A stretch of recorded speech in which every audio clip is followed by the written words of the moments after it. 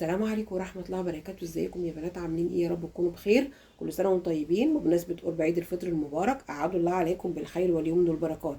النهاردة ان شاء الله هعمل معاكم بسكوت العيد بالمكنة بطعم وريحة زمان. هعمله معاكم على طريقة امهاتنا، هيطلع معاكي ناعم وهش ومقرمش. هعمله معاكم بأبسط طريقة وان شاء الله هيعجبكم. تعالي معايا شوفي المقادير والطريقة، بس ما تنسيش اللايك والاشتراك في القناة. معايا كيلو دقيق منخول، والدقيق مخصص للكحك والبسكوت. كوبايه ونص من السكر بودره، وكوبايتين من السمنه، والسمنه خارجه من التلاجة. واربع حبات من البيض بدرجه حراره المطبخ. لو البيض عندك كبير هتحطي 3 حبات من البيض، انا البيض عندي صغير حطيت 4 حبات من البيض. لو هتعملي البسكوت بالبيض البلدي هتحطي 6 حبات من البيض، عشان البيض البلدي بيكون حجمه صغير. ومعلقه صغيره من ريحه الموز او ريحه البرتقال، وريحه الموز او ريحه البرتقال بتتباع عند العطار. ومعلقه صغيره فانيليا، ومعلقه صغيره فانيليا او 3 اكياس من الفانيليا. ومعلقه كبيره كيك شيف، ومعلقه كبيره كيك شيف. هبدا بسم الله الرحمن الرحيم. واول حاجه هعملها هخلط السكر البودره مع السمنه، وعلى الدقيق هحط رشه من الملح. بسم الله الرحمن الرحيم. وفي بوله او في طبق هحط السمنه. بسم الله الرحمن الرحيم.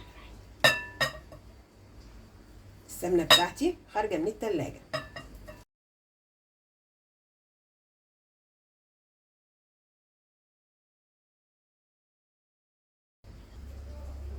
هنزل بالسكر البودره. بسم الله الرحمن الرحيم. وبالمضرب الكهربائي هخلط السمنه مع السكر البودره لغايه لما السكر يختفي تماما والخليط يكون معايا كريمي. ممكن كمان تخلطيهم بالمضرب اليدوي، او هتخلطيهم بايديكي لغايه لما السكر يدوب تماما والخليط يكون معاكي كريمي ولونه فاتح. بسم الله الرحمن الرحيم. هخلط. بسم الله الرحمن الرحيم.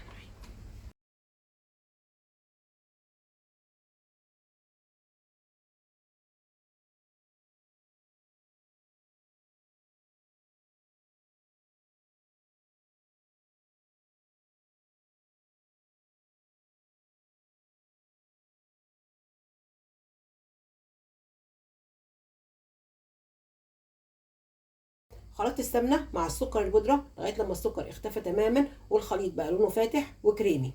شوف الخليط بقى لونه فاتح وكريمي ازاي، شبه الكريم شانتيه. هنزل بالبيض بيضه بيضه وهخلط. بسم الله الرحمن الرحيم. هخلط اول بيضه.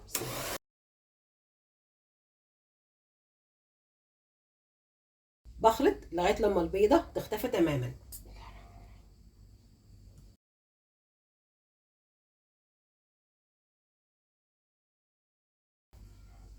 بنزل اللي في الجناب. بسم الله الرحمن الرحيم.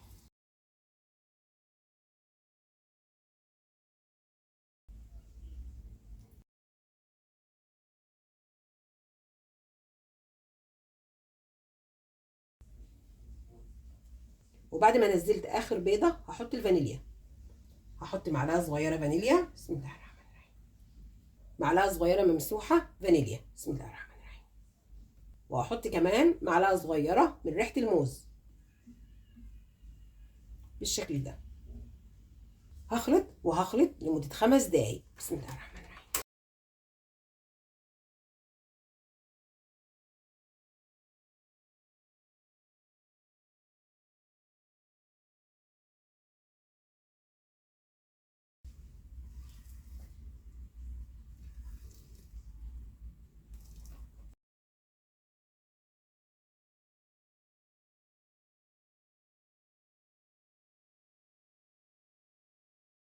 خلطت السمنه مع السكر البودره والبيض وريحه الموز والفانيليا.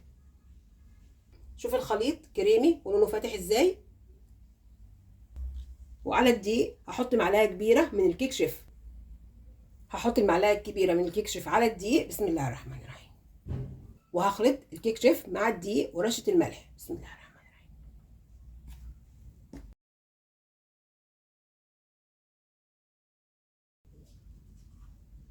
هنزل خليط السمنه والسكر والبيض على الدقيق. بسم الله الرحمن الرحيم.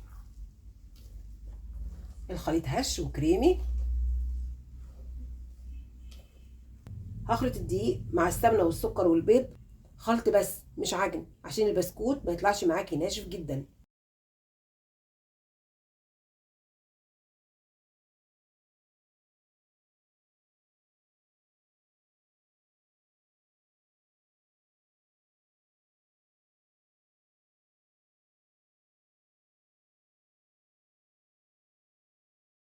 وهلم عجينه البسكوت بشويه من اللبن. ولو حابه تعملي البسكوت بالبرتقال هتحطي مع المكونات كيس فروتي برتقال او كيس تانج برتقال او معلقه كبيره من بشر البرتقال، وبتلمي عجينه البسكوت بعصير البرتقال. هحط شويه شويه من اللبن لغايه لما عجينه البسكوت تتكون معايا. بسم الله الرحمن الرحيم. هخلط خلط بس. بسم الله الرحمن الرحيم.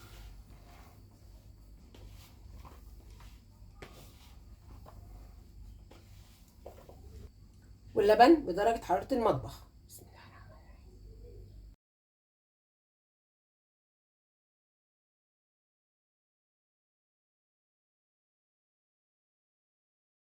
في العجينه كده العجينه مظبوطه. لو هتعمليها بالمكنه، لو هتعملي البسكوت بالكيس الحلواني او بالقمع المشرشر المخصص للبسكوت هتزودي نص كوبايه من السمنه. وعجينه البسكوت ما اخدتش المقدار كله من اللبن. وهشكل البسكوت بالمكنه. هاخد قطعه من عجينه البسكوت. بسم الله الرحمن الرحيم. وهحطها في المكنه وهشغل المكنه.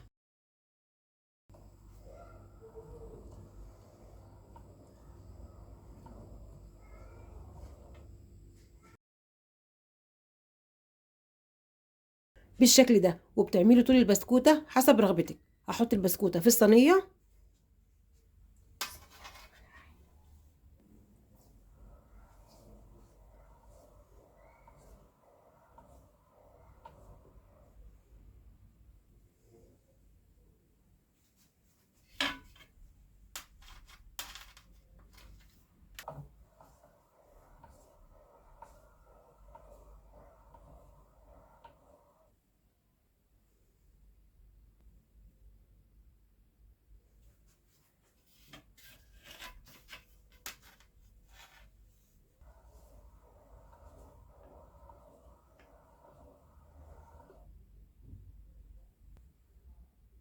وبالشكل ده شكلت البسكوت بالمكنه. هكمل تشكيل البسكوت بالمكنه وهرجع لكم تاني.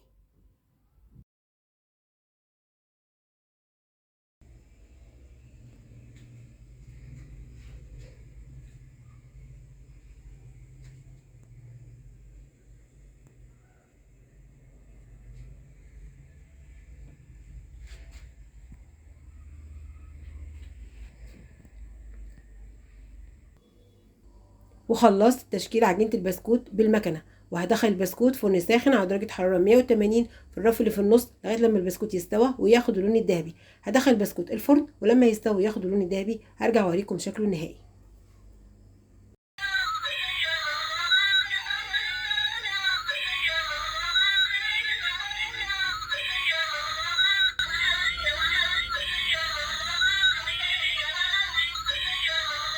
وده الشكل النهائي لبسكوت العيد بالمكنه. شوفوا شكله حلو ازاي، واخد اللون الذهبي من فوق واللون الذهبي من تحت، تسويته كلها واحد. شكله حلو جدا وهش ومقرمش وبيدوب في البق وريحته حلوه جدا وطعمه ان شاء الله هيعجبكم. شوفي هش من جوه ازاي. جربيه على طريقتي وان شاء الله هتعجبك. والنهارده عملت معاكم بسكوت العيد بالمكنه وبمكونات موجوده في كل بيت وبابسط طريقه. جربيه على طريقتي وان شاء الله هتعجبك.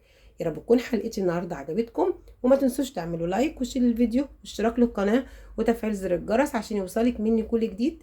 كل سنه وانتم طيبين. السلام عليكم ورحمه الله وبركاته.